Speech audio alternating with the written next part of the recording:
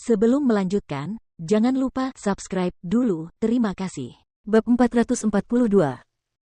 Pada saat itu, si Plus Xiao dan Xiongzi mengerti bahwa orang-orang asing ini memperlakukan mereka sebagai hiburan, seperti kucing yang bermain dengan tikus sebelum akhirnya mengakhiri hidupnya. Bagaimana kalau kita bisa mengenali mereka? Tanya si Xiao. Kenali mereka? Si botak jelas tidak memikirkan hal ini. Oh, kalau kalian bisa mengenalinya, maka kalian akan tetap hidup sedikit lebih lama, dan kalian akan terus melihat lebih banyak senjata. Kurasa suatu saat nanti akan ada senjata yang tidak kalian kenal, hahaha. Si botak tertawa penuh kemenangan. Meskipun di dalam diri mereka ada badai yang mengamuk, mereka harus bekerja sama dengan orang-orang ini dan mencoba untuk mengulur waktu. Jika tidak, mereka mungkin akan langsung dibunuh jika tidak menurut. Tetapi saat Xiongzi dan si Plus Xiao membuka kotak itu, mereka berdua tercengang. Mereka sama sekali tidak tahu apa nama senjata api di dalam kotak itu.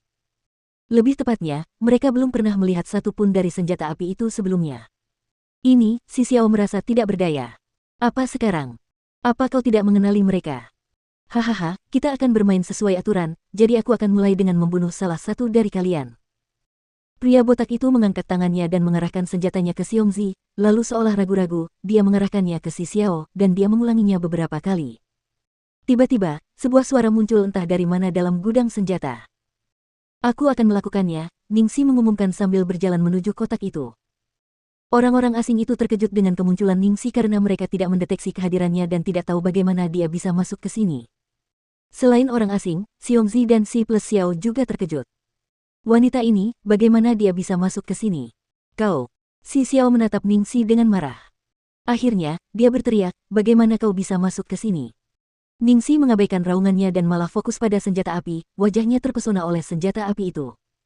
Xiongzi, ada apa dengan wanita ini? Kau membawa seorang aktris ke sini di saat yang genting seperti ini. Ada apa denganmu? Si Xiao membentak Xiongzi. Xiongzi juga bingung dengan apa yang terjadi. Dia tidak punya firasat bahwa Ningxi sudah ada di sini sejak lama. Apakah dia pikir itu semua sandiwara? Sialan. Katakan padaku, apakah dia pikir ini semua sandiwara? Wajah si Xiao menjadi gelap. Entahlah, dia mengikutiku atas kemauannya sendiri secara diam-diam. Xiongzi mencoba menjelaskan. Bajingan. Si Xiao mengumpat, lalu melotot ke arah Ningxi, kau hanya seorang aktris, apa yang kau tahu? Enyahlah. Kau ingin mati. Ningxi tiba-tiba berbalik menghadapnya dan menatapnya dengan tatapan dingin. Hahaha, konflik di timmu sendiri, hebat. Aku suka, tambahin lagi. Kata si botak dengan gembira. Kasihan mereka, ketakutan membuat mereka kehilangan akal, kata wanita asing itu dengan dingin. Jawabannya tidak masuk hitungan, biar aku saja. Si Xiao tidak punya pilihan selain melakukannya. Bagaimana mungkin dia bisa menyerahkan hidup mereka ke tangan aktris bodoh ini? Dia mungkin benar-benar berpikir bahwa ini semua hanya sandiwara. Si botak menggeleng, tidak. Dia sudah bilang akan melakukannya. Kalau kamu mau mengganti orang yang akan menjawab sekarang, aku akan menganggapnya sebagai kekalahan dan membunuh salah satu dari kalian. Hidung si Plus Xiao melebar karena frustrasi saat dia menatap Ningxi dengan ganas dan membayangkan membunuhnya dengan tangan kosong saat ini juga. Dia tidak dapat mengerti mengapa bosnya yang karismatik, Lu Tingqiao yang hebat yang meyakinkannya untuk bersumpah setia, jatuh cinta pada aktris bodoh ini. Ningxi mengabaikan si Plus Xiao dan dengan santai mengambil pistol yang sangat bagus dari kotaknya.